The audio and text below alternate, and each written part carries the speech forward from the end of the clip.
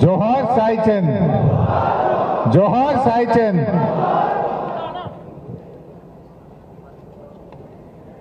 సాయిచంద్ సతీమణి సోదరిమణి రజనీ గారు, వారి తల్లిదండ్రులు, పిల్లలు, సాయిచంద్ కుటుంబ సభ్యులు, కార్యక్రమానికి విచ్చేసినటువంటి సాయిచంద్ ఆత్మీయులు అందరికీ పేరు పేరున నమస్కారం।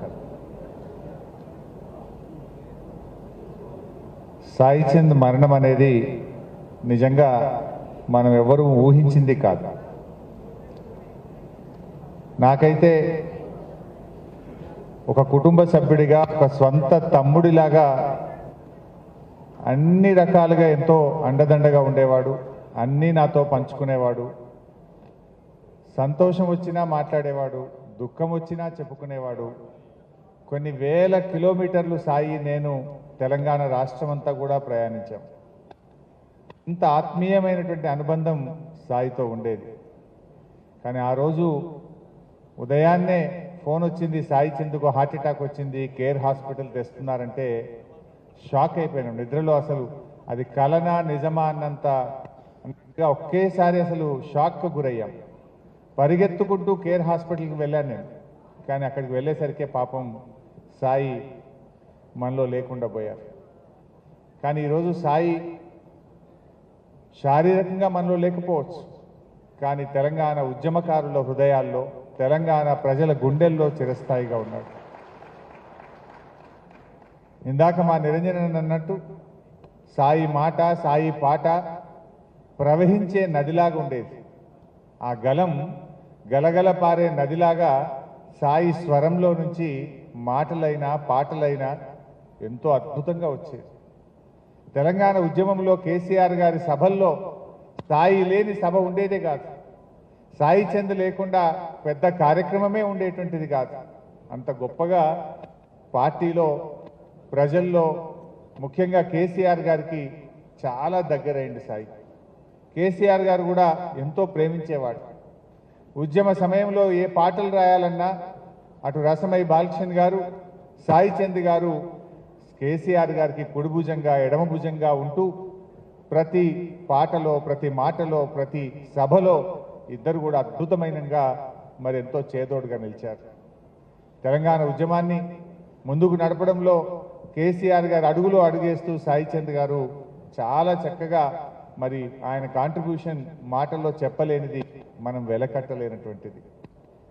నిజంగా పెద్ద పెద్ద సభల్లో సాయిచంద్ మాట్లాడుతుంటే మేము చూసేవాడిని। ఇందాక మీరు అందరూ అన్నట్టు ఆ శివుడా అనే పాట పాడితే ముందు కూర్చున్నటువంటి వేల లక్షల మంది కళ్ళల్లో నీళ్లు రాలుతుండేవి। కంటించు రాతి బొమ్మల్లో పాట సాయి పాడుతుంటే అక్కడ కూర్చున్న మహిళలు కానీ, పురుషులు కానీ కళ్ళలో నుంచి నీళ్లు రాలుతూ ఉండేది। కొంగు పెట్టి తుడుచుకునేటువంటి కొన్ని సందర్భాలు చూసి నిజంగా మేము కూడా వేదిక మీద కళ్ళలో నీళ్లు పెట్టుకున్నాం। అంత అద్భుతంగా మరి తెలంగాణ రాష్ట్ర ఏర్పాటులో సాయి కృషి ఎప్పుడు కూడా ఈ ప్రజలు, ఈ ప్రాంతం, ఈ రాష్ట్రం మర్చిపోదు। నిజంగా సాయి ఆయన కళలు ఉండేది, చట్టసభల్లో అడుగు పెట్టాలనే కళ సాయిచంద్లో ఉండేది। తప్పకుండా ఆయన అడుగు పెడతాడు, కేసీఆర్ గారు ఆయనకు అవకాశం ఇస్తారని కూడా నేను ఎప్పుడూ సాయికి చెప్పేవాడిని। కానీ దురదృష్టం ఈ రకంగా సాయిని వెంటాడుతుందని, మరి ఎంతో నిబద్ధత కలిగిన వాడు, కష్టం చేసేటువంటి వాడు, మరి అది ఎందుకు దేవుడు ఆ రకంగా సాయిని తీసుకుపోయాడో కానీ ఒక గొప్ప నాయకుడిని, ఒక గొప్ప కళాకారుణ్ణి ఇవాళ బీఆర్ఎస్ కుటుంబ మొత్తం కూడా కోల్పోయింది। నిజంగా ఈరోజు సాయి లేని లోటు, మొన్న ఎన్నికల సభలు జరుగుతూ ఉంటే ప్రతి చోట కూడా సాయిచంద్ లేని లోటు కొట్టొచ్చినట్టు కనబడ్డది। అయ్యో సాయి ఉంటే ఎంత బాగుండే, సాయిని ప్రతి సభలో కూడా గుర్తు చేసుకున్న సందర్భాలు ఉన్నాయి।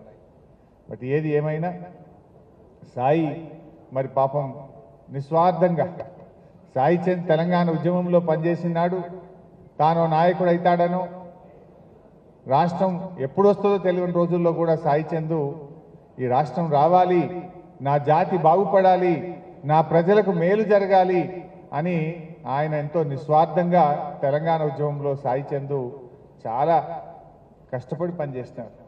మరి అలాంటి సాయి ఈరోజు మనందరం కూడా ఒక సంవత్సరం అయిందంటే నిజంగా చాలా బాధ కలుగుతూ ఉంది.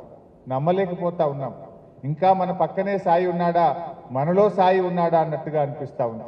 బట్ ఏది ఏమైనా రజనీ సోదరిమణికి వాళ్ళ పిల్లలకు తప్పకుండా బీఆర్ఎస్ పార్టీ మేమందరం కూడా వెన్ను దన్నుగా ఉంటాం.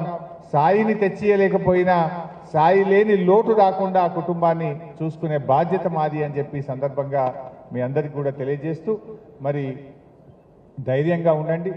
ఎప్పుడు ఏ ఆపద వచ్చినా ఏ కష్టం వచ్చినా ఒక తోబుట్టుగా ఒక అన్నగా మీకు మేము ఉంటామని చెప్పి తెలియజేసుకుంటూ అందరికీ నమస్కారం. జై తెలంగాణ, జోహార్ సాయి చంద్.